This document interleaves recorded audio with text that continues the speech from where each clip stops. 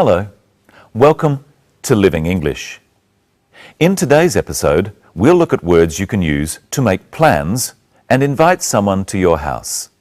And we'll be looking at how to talk about the future and what is going to happen.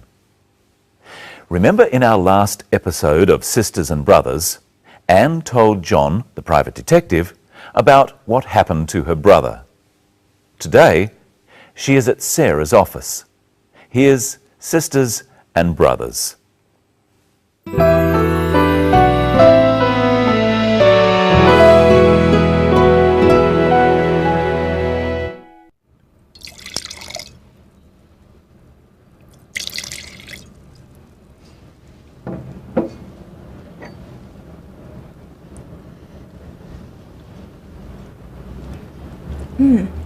It's very smooth. Good flavour too. It sells well in restaurants here.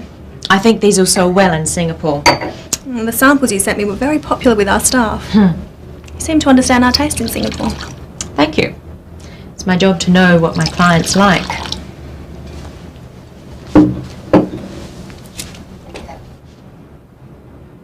So, are you enjoying the city? It's very nice. What are you going to do tomorrow? I don't know. I'll probably stay in the hotel and relax. Why don't you come to lunch with us at home? Oh, thank you, but you have your family. Yes, and they want to meet you. We're going to have roast chicken, traditional Aussie food. Sounds good. All right, I'll come. Great. What time? We eat at about 1 o'clock, so about 12:30. I'll show you the house. Okay, thank you. I'll get my brother to pick you up. No, that's okay. I'll get a taxi. All right then, that's settled.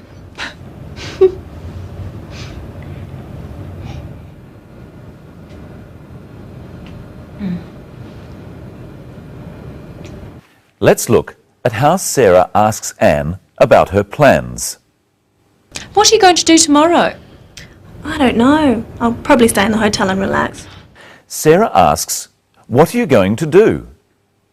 Going to is used to talk about future plans. Repeat the phrase with the clip.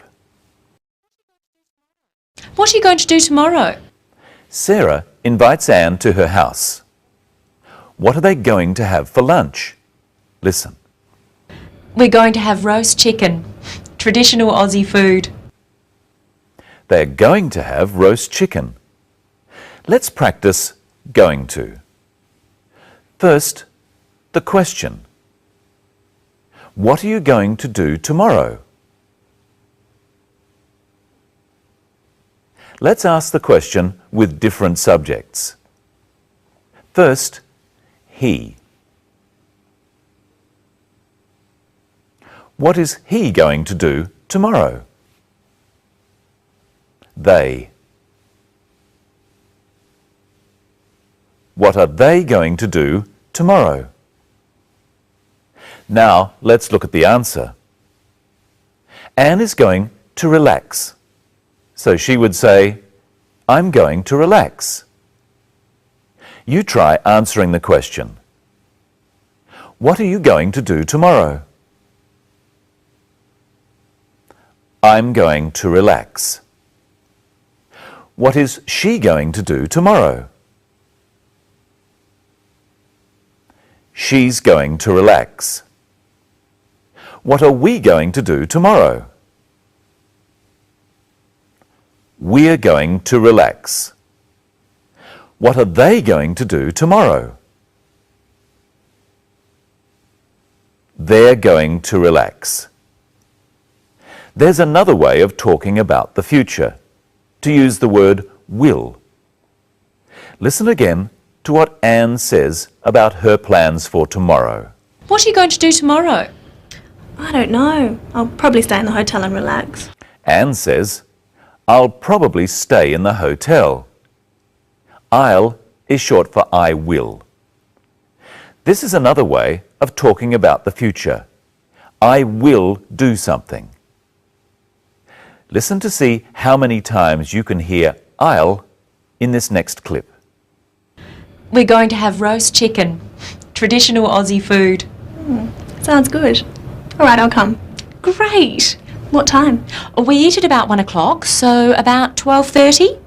I'll show you the house. Okay, thank you. I'll get my brother to pick you up. No, that's okay. I'll get a taxi. So there were 4 wills. I'll come. I'll show you the house. I'll get my brother to pick you up. And I'll get a taxi. And as we've seen before on Living English, I will becomes I'll. So when do you use will and when do you use going to? Notice that all of these actions in the future are single actions. I'll get a taxi. I'll show you the house. We use will for a definite single action in the future.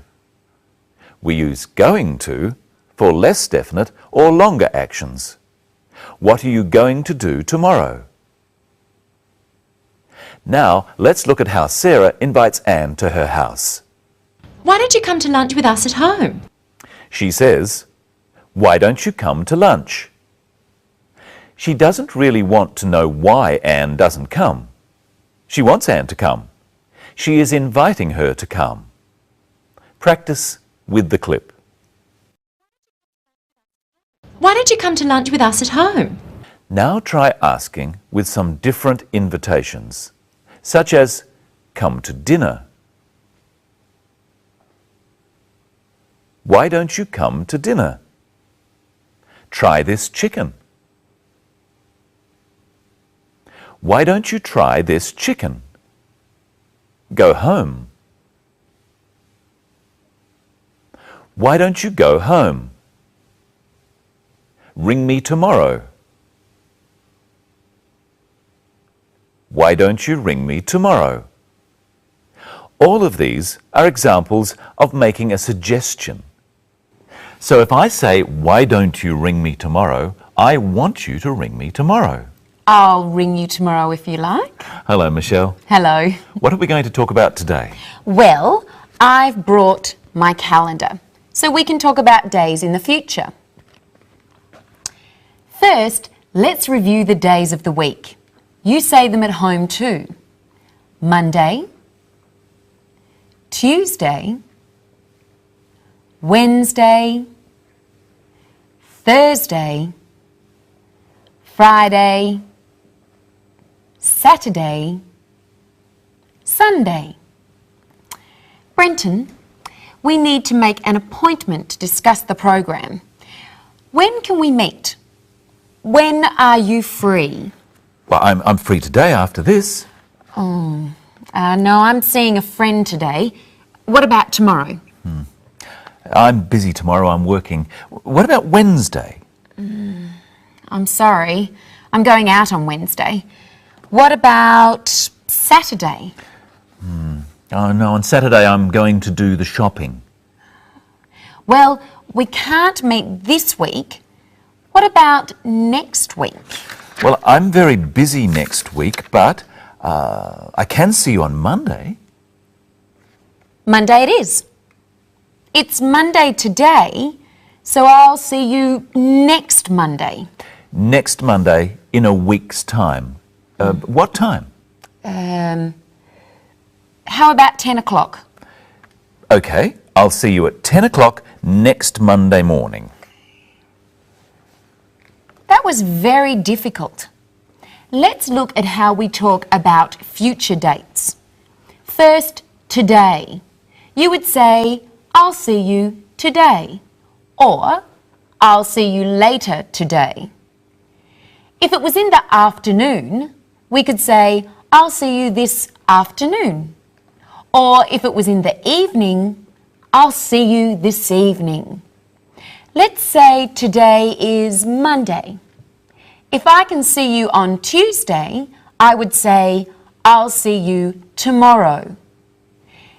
If I can see you on Wednesday, I could say, "I'll see you the day after tomorrow."